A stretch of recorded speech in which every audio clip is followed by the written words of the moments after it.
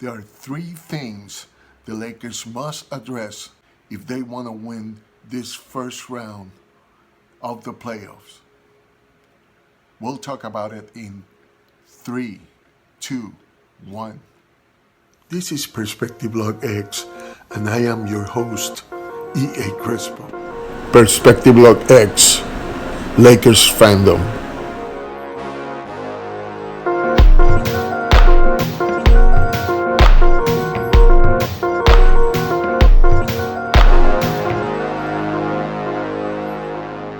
Before we get to the heart of the matter, help us to grow this channel by clicking like, subscribing, and sharing these videos with other people so I can keep putting my content out and you can keep watching Laker basketball talk. The last game was a disappointment, and I observed the dynamics on this game, and I saw three things that really worry me. If they can't get these three things done, the Lakers might survive this playoffs, but I would probably doubt it. All right, let's go to it.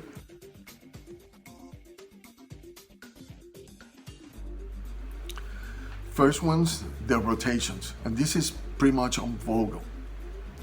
The reason we got Luke Walton out was because he would get players who had a hot hand shooting out to put the premier players, the players that were on the first unit, as a sign of respect or seniority.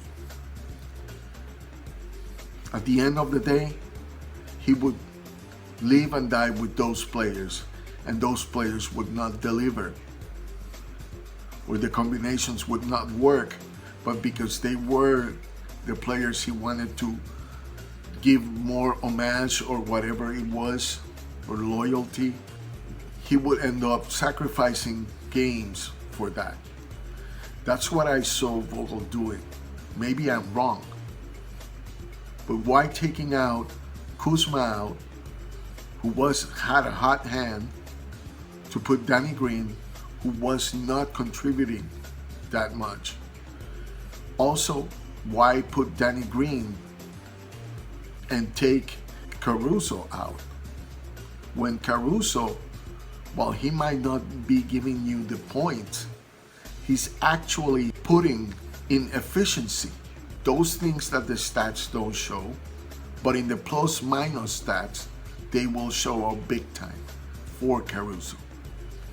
So, do you want to win games or pay homage to the players that get paid more for being there?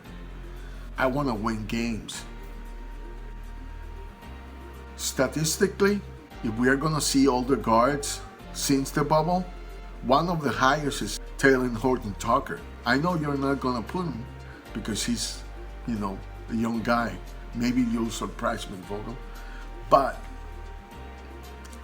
he's got more points than some of the other guards. But and not only there is the contribution. Also, he had 4 steals in one game. So he can put the effort on the defensive end if you put him to it. I don't know if Rondo is going to be in this rotation. My starting lineup would be Markieff Morris, Anthony Davis in the center. I know he doesn't like it, but he's going to have to play it. Kuzma, then Caruso and LeBron. This lineup is more encouraging to have Davis only one-on-one instead of doubling on the defense. Portland would have to risk more. I would put Kuzma defensively on the 2, and then I would put LeBron as the point guard on the offense. That's how I would play it. Second unit, depends who is there, but I would put Caruso at the point still, and then I would bring from the bench JaVale And I would keep Markieff on the second unit and Kuzma, but then I would bring KCP. And if I have to make it a small team, then I would put, I would rotate J.R. Smith and Dion Waiters with the other two guards, and probably a 3-guard rotation. But that depends on how things are working out on that end. I would put JaVale alternating with Dwight Howard, because I don't want to get Dwight Howard into fouls early. So as soon as he commits his first foul, I would bring JaVale in again, and I will alternate both of them because I want Dwight Howard to be at the end.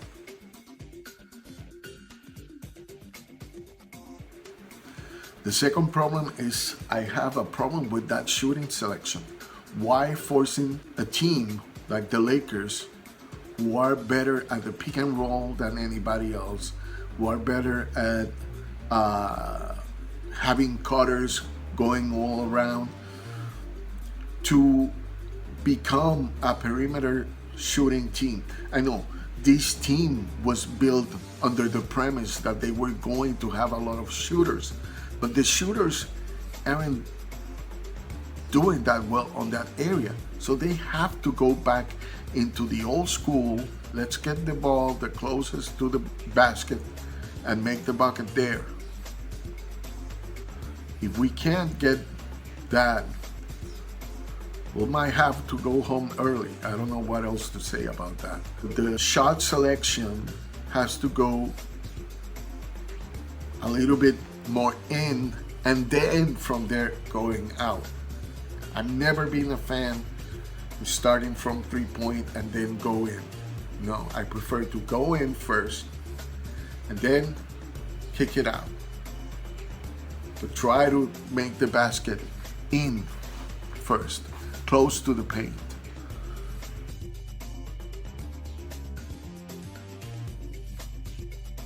Third thing is the stars.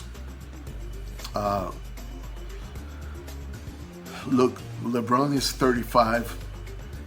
He made a huge triple-double in the first game, but it was more about passing than about scoring.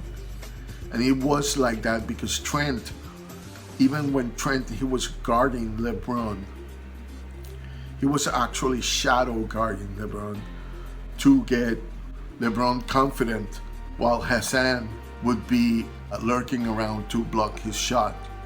So I don't know if you guys noticed, but every time LeBron would try to penetrate, he would read the defense. He would pass the ball because he would realize that he was led into a trap, and that's why he was much of a passer. But he still made 23 points. He might have to force it a little bit, but I don't want him to do that. I would like Anthony Davis to be more forceful.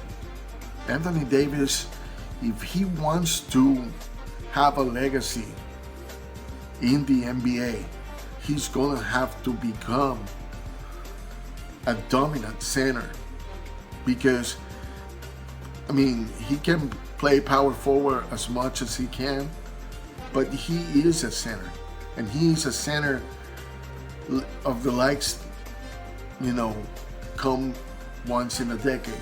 But if he doesn't embrace the position, his legacy is going to be damaged. So I hope those three things can be fixed. You know, the rotation problem, the shooting problem, the shooting selection problem, and the specifically Anthony Davis problem with trying him to be an outside shooter. That's not, I know he can do it. I know he's got these guard skills, but we need him to score a lot of points and get a lot of people in trouble in the paint. And that's how we're gonna dominate. Not this, you know, perimeter nonsense that I saw in the first game. I hope you enjoy the next game. Okay, go Lakers.